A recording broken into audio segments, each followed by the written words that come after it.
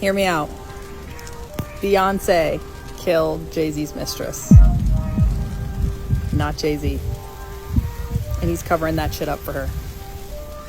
Buckle up because you're about to dive into one of the juiciest, most shocking pieces of celebrity gossip this year. Today, we're not just scratching the surface, we're going deep into the heart of one of Hollywood's most powerful couples. Rumor has it that Beyonce has finally confirmed the unthinkable in a twist that sounds straight out of a blockbuster thriller.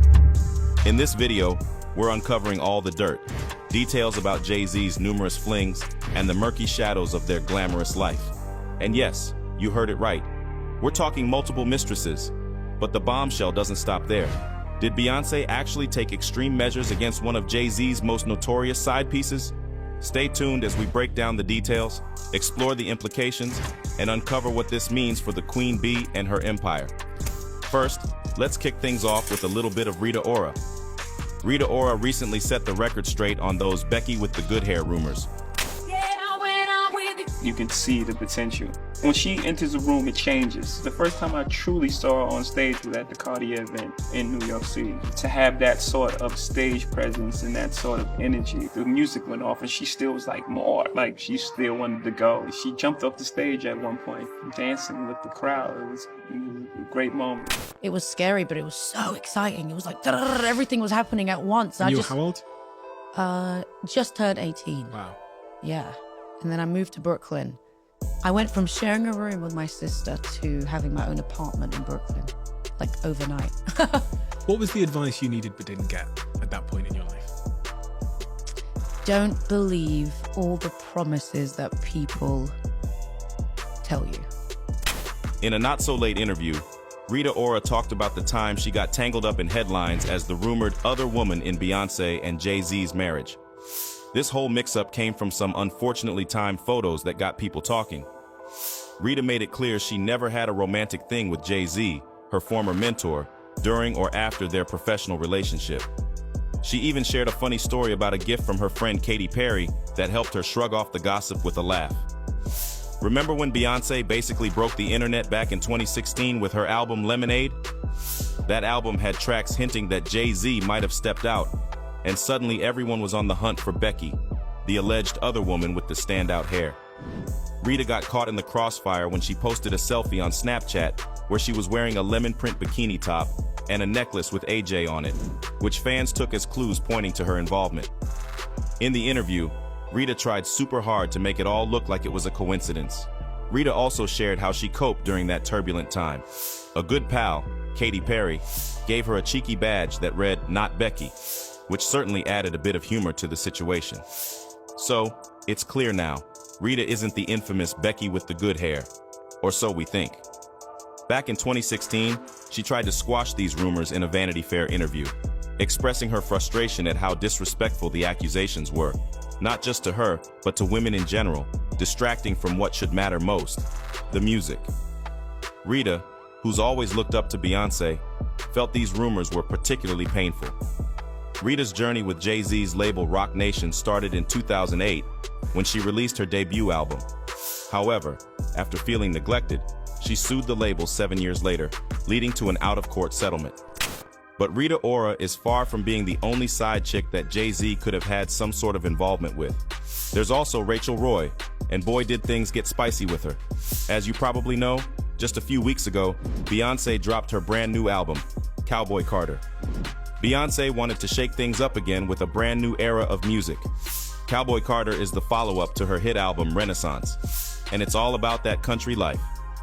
A few weeks back, Bey dropped a hint during a Super Bowl ad with Verizon, casually mentioning, "They ready, drop the new music." That little tease set the internet on fire.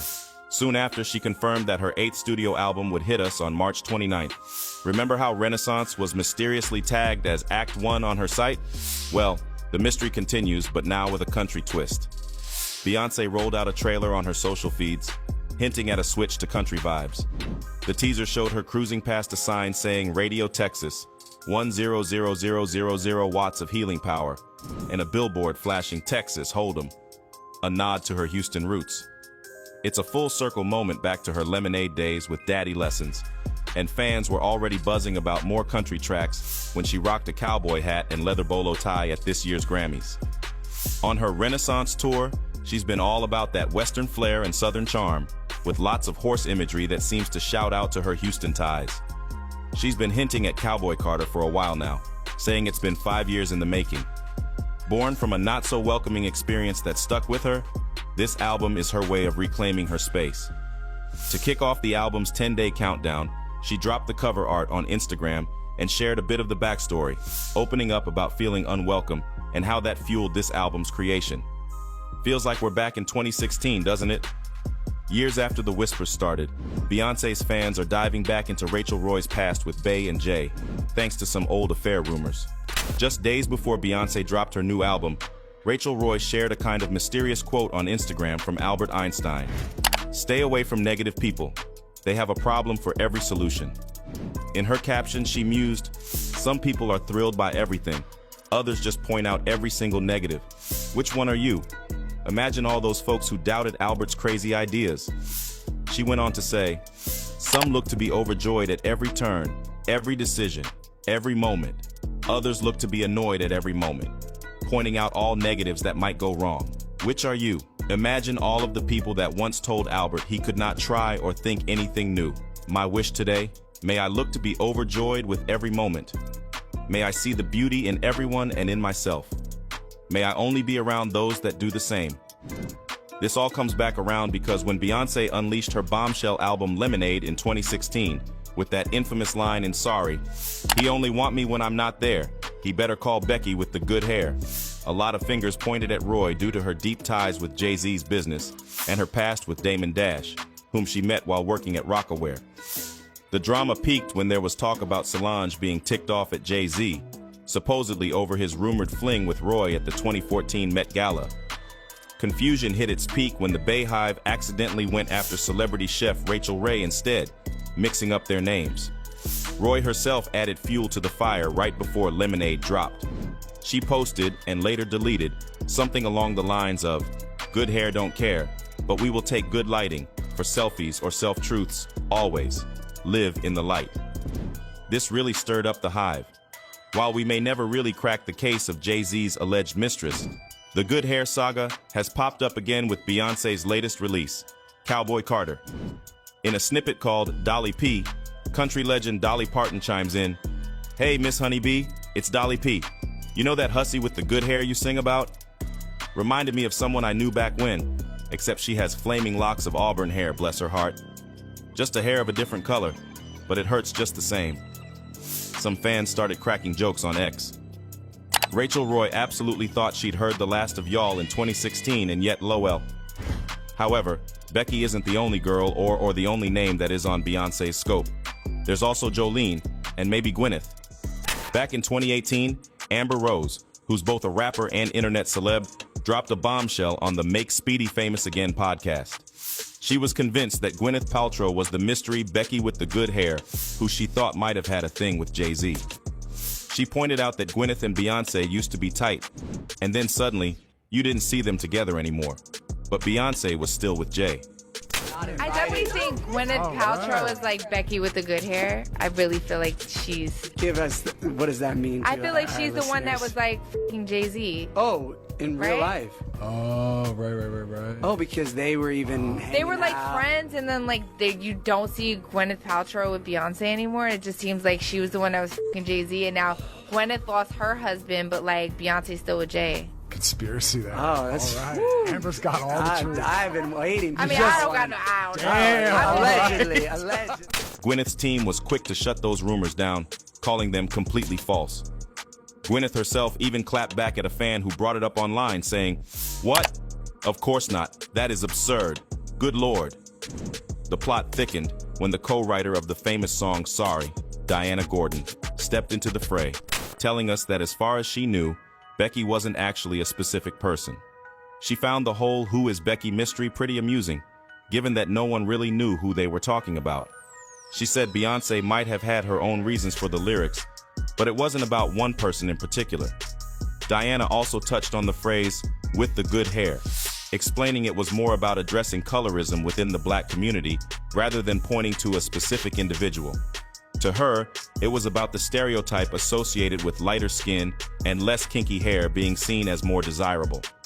So while fans love to speculate whether Jolene and Becky refer to actual people, it seems they're more likely generic terms Beyonce used to talk about infidelity in general. Jay-Z himself sort of backed this broader interpretation in his own way, hinting at his past behaviors in the song 444, where he raps about his regrets and realizations about women. Despite all the clarifications, the guessing game continues on social media, with fans convinced that Jolene and Becky must be real people. While the true identity of Becky, if there is one, remains a mystery, if I were her, I'd definitely keep a low profile. Now, we all know that Jay-Z's not exactly been Mr. Faithful to Beyonce, and yep, they're both pretty open about this messy part of their history. But let's take it back to where the drama unfolded, because it's quite the saga. A few months before things blew up, Jay-Z was in Miami shooting a commercial and bumped into a newbie rapper named Olivia McFaller. You know what? I was gonna respect you, but since you crossed over into my lane, it's time to check you. Your man, he likes model chicks. Olivia let it all out during an interview, saying she was just chilling with her sister on set when Jay-Z decided to cozy up next to her. They chatted for a bit before he took off. Later, one of Jay's bodyguards came over and tried to get her number for Jay. Smooth, huh? Olivia wasn't feeling it. Thought it was a bit childish and she didn't want to step on Beyonce's toes. So she passed on giving her number. But that wasn't the end of it. They ran into each other again at a spot called New in Miami. This time, both were with their squads, and Solange, Beyonce's sister, was there too. Here's where it gets juicy. Olivia and Jay sneaked off to a private spot to exchange numbers, and guess who saw them? Solange. Yeah, she walked right into it. Olivia thought Solange was about to throw down right there, but she bailed quick. Everyone knows Solange doesn't play when it comes to Beyonce. Remember the elevator incident? Solange was ready to go off on Olivia right then and there. Jay got spooked, pushed Olivia to swap numbers with his bodyguard instead, a dude named Norman, who apparently handled his sideline communications. Solange being on full guard duty was enough to make Olivia steer clear of Jay after that. Beyonce kinda aired out her feelings on the whole thing in her track Resentment. She's singing about being the first one there, sticking around for 6 years, and not deserving to be pushed aside. Makes you wonder, huh? And Olivia? She tried to ride the scandal wave by dropping a track titled Sorry Mrs. Carter, where she brags, "Your man likes model chicks. He likes all naturally flawless model chicks like me." But despite the hype, her rap career didn't really blow up, and she kinda just faded away. But with Beyonce's new album, there's yet another twist worth mentioning, and this one is really crazy. If we talk about Jay-Z's mistresses, then we can't finish the story without mentioning Kathy White. So, Kathy Coriana White, a fitness and beauty guru who was only 28, tragically passed away in her Manhattan apartment back in September of 2011. She was a Howard grad and ran her own PR firm, White Label PR. Sadly, she died from an aneurysm.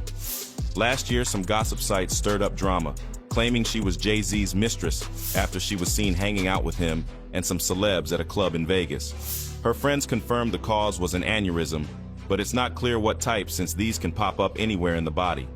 Basically, an aneurysm happens when a blood vessel or part of the heart gets a weak spot and starts to bulge out. If it gets too big, it can burst and cause serious problems or even sudden death.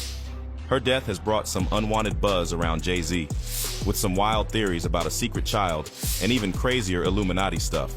It's a total bummer. Also, Liz Crokin, who used to write for Star magazine, was about to get the scoop straight from Kathy in a tell-all interview about her rumored fling with the rapper. But right after setting up the interview, Kathy passed away. According to her autopsy, it was a brain aneurysm, but Liz finds it sketchy that a healthy young woman would just die like that. Some people dove straight into digging up the dirt once they found out about Kathy's passing.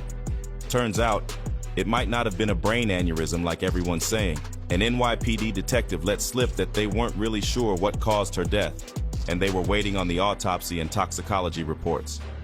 Things were looking kind of shady. Here's the 411 from the NYPD. Someone dialed 911 from her place at 130 West 19th Street.